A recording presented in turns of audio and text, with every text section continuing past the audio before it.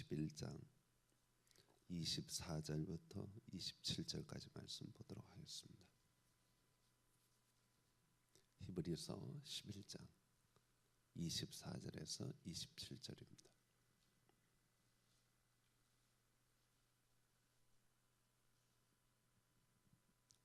믿음으로 모세는 장성하여 바로 공주의 아들이라 칭함받기를 거절하고 도리어 하나님의 백성과 함께 고난받기를 잠시 죄악의 낙을 누리는 것보다 더 좋아하고 그리스도를 위하여 받는 수모를 애굽의 모든 보화보다 더 큰 재물로 여겼으니 이는 상 주심을 바라봅니다. 믿음으로 애굽을 떠나 왕의 노함을 무서워하지 아니하고 곧 보이지 아니하는 자를 보는 것 같이 하여 참았으며. 거기까지 보았습니다. 작년에 삼성전자 면접 시험에서 의외의 질문이 하나 나왔습니다. 면접 대상자에게 왜 여자친구하고 헤어졌습니까? 뭐 여자친구가 있냐 물어보지도 않고 바로 왜 여자친구와 헤어졌습니까? 이렇게 질문을 했어요. 미국 사람들은 개인적 사생활을 물어보는 것을 굉장히 신뢰로 여깁니다. 그런데 대뜸 여자친구와 왜 헤어졌습니까? 면접 대상자들은 당황하지 않을 수 없었습니다. 뭐 그 정도로 당황한 것이 아니었습니다. 면접관들은 계속해서 상대방을 사적인 사생활에 대하여 공격적 질문을 계속해 나아갔습니다. 빠져나갈 수 없는 막다른 골목으로 몰아붙였습니다. 마치 수사하는 사람이 상대방을 수사하듯이 그렇게 당황스럽게 질문을 몰아갔습니다. 면접생들은 당황하여 어쩔 줄을 몰랐습니다. 어떤 사람은 몹시 당황하기도 하고 어떤 사람은 화가 나기도 하고 그런 힘든 일을 겪었습니다. 그런데 면접관들이 왜 그렇게 상대방을 궁지에 몰아넣고 사적인 질문을 해가면서 상대방을 괴롭혔을까요? 그것은 다른 데 있지 않습니다. 그 사람이 얼마나 그 당혹스러운 상황, 정말 화가 나는 상황, 정말 그런 극한 상황에 빠졌을 때 그 극심한 스트레스 속에서 그걸 어떻게 대처하는가, 그걸 보기 위해서라는 겁니다. 직장생활 하다 보면 그보다 더 심한 스트레스 상황이 반드시 온다는 거예요. 관계에서도 오고 일에서도 오고 여러 가지 상황 속에서 힘들고 어려운 일들이 다가올 때 그걸 어떻게 극복해 나갈 수 있겠느냐 하는 것을 미리 체크해 보려고 그렇게 면접관들이 일부러 공격적으로 질문을 해서 상대방을 궁지로 몰아넣고 도저히 빠져나갈 수 없도록 퍼부어댔다 하는 것입니다. 성도 여러분, 우리의 삶을 살펴보면 때때로 꽉 조인 긴장감과 빡빡한 일정 속에서 하루하루 살아가는 것이 어찌 보면 스트레스의 연속이고 불안의 연속이라고 할 수 있습니다. 때로 그것 때문에 조급해지고 긴장하게 되고 마음의 평화를 잃어버리고 격정적이 되고 그것이 심해지면 건강에까지 손상을 입어서 심경근색과 고혈압과 이런 여러 가지 병들이 우리 몸에 찾아오는 것을 보게 됩니다. 1년 동안 사람들이 정서적 안정을 위해서 처방받는 신경안정제가 5천억 원 어치라고 합니다. 그만큼 현대인들이 스트레스가 많다는 것입니다. 그 스트레스를 우리가 어떻게 극복하고 나아가는가, 오늘 저는 이 본문을 통해서 좀 생각해 보려고 합니다. 사실 오늘 본문에 나오는 모세는 출생부터 참 불우한 출생이었습니다. 태어날 때 아무도 환영하지 않았어요. 그는 죽을 운명을 가지고 태어났습니다. 2살 이하는 다 죽이라. 어린아이는 다 죽여라.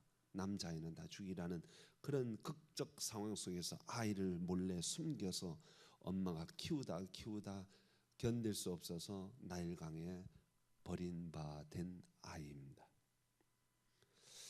왕궁에서 극적인 상황 속에서 바로 공주가 그를 구해서 왕궁에서 자랐지만 자라면서 친어머니에게 젖을 먹고 친어머니에게 양육받으면서 너는 유대인이다. 너는 애굽인이 아니다. 너는 히브리인이다. 계속 강조를 했어요. 그러니까 왕궁에 들어가서 그가 40년을 살았는데 살면서도 자기의 정체성이 늘 흔들리는 거예요. 내가 애굽 사람인지 유대인인지 왔다 갔다 하는 거예요. 그러면서 늘 자기를 속이고 살아야 하는, 자기 실제 신분인 유대인을 속이고 살아야 하는 그런 가식과 외식 속에서 살아야 하는 그런 긴장이 그에게 있었다는 것입니다. 또 나중에 이스라엘 백성들을 이끌고 광야로 나아갔을 때 그 이스라엘 백성들이 모세를 열렬히 추종하지 않았습니다. 모세의 리더십과 지도력에 따라가지 않았습니다. 그 백성들은 계속해서 모세를 괴롭혔습니다. 무슨 사건만 생기면 불평했습니다. 불만을 터뜨리고 돌아가자고 수도 없이 외쳤습니다. 모세를 대적하는 사람들이 계속 일어났습니다. 그렇지만 성경은 모세를 뭐라고 평가했냐면 그는 온유한 사람이다. 지면에 그보다 더 온유한 사람이 없다. 이렇게 말하고 있습니다. 온유라는 것이 무엇입니까? 그것은 여러 가지로 해석할 수 있지만 저는 온유라는 것은 마음의 평화를, 평정심을 유지하고 있는 사람. 그러니까 그 마음의 평정심, 평화를 유지하는 그런 사람이라 하는 뜻으로 받아들입니다. 모세가 바로 그랬다 하는 것입니다. 모세가 그런 평정심, 마음의 평화를 유지할 수 있었던 것은 무엇보다도 자기의 정체성을 분명히 했습니다. 그는 바로의 딸로부터 애굽의 왕자로 키워졌습니다. 애굽의 모든 교육을 받았습니다. 그는 애굽 사람처럼 살 수도 있었습니다. 그런데 그는 늘 고민했습니다. 나는 누구일까? 히브리 사람으로 살면은 그건 노예적인 삶이고 비참한 삶이고 고난의 삶입니다. 애굽 사람으로 살면 늘 풍요하고 부유하고 정말 모자란 것이 없는 그런 넉넉한 삶입니다. 그런데 그 삶은 자기가 아니에요. 가식이에요. 외식이에요. 자기를 숨겨야 돼요. 자기가 아닌 척, 다른 사람인 척 하면서 살아야 합니다. 근데 사실 여러분, 우리가 삶을 살면서 가면 쓰고 사는 삶은 좋은 삶이 아닙니다. 그거는 평온한 삶이 아닙니다. 겉과 속이 다르니까 속이 늘 불안한 거예요. 안정되지 못한 거예요. 진실하지 못한 거예요. 참되지 못한 것입니다. 모세는 비록 힘들고 어려운 길이지만 참된 길로 가야 되겠다. 진실한 길로 가야 되겠다. 그렇게 결정하고 바로 공주의 아들로 누리는 모든 부귀와 영화와 쾌락과 낙보다 자기 민족과 함께 고통받는 길로 그는 선택했습니다. 왜? 외적으로 볼 때는 힘들고 어렵지만 마음으로 볼 때는 그게 좋은 거예요. 그게 편한 거예요. 그리고 모세는 두 번째로 나는 정말 어떤 사람이 되기를 원하는가 하는 것입니다.